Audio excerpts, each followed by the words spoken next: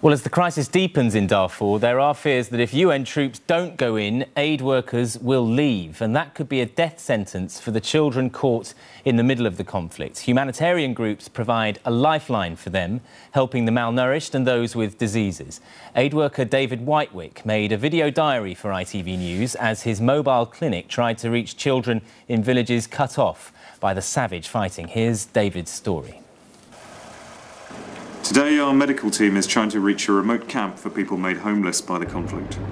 We'll give a radio check once we're on the other side, Lima 1 out. We drive through a landscape of empty and destroyed villages. Even without security incidents, the going is tough. We're still stuck. The vehicles are being dug out.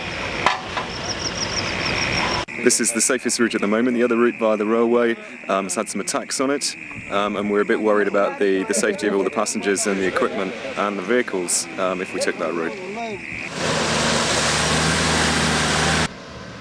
By midday, we finally reached the clinic. People have been waiting all morning under the shade of a tree. Their children suffer from a lethal combination of malnutrition and disease. So for common malaria, we have fever, especially in the small children, fever, diarrhea also. There are 12,000 displaced people in this village alone. There are no medical services at all apart from the mobile clinics that we provide. Amongst the throng of patients, Pascal finds Hassan. This one is very sick, is severe malnourished, and also is dehydrated. So we have to take him to Nyala. Hassan's mother, Zahara, travelled for 3 days on a donkey to reach this camp.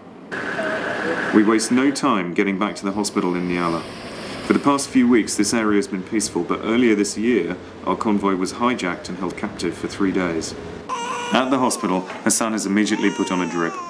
He'll go into a special recovery program for malnourished children, but not all of them make it.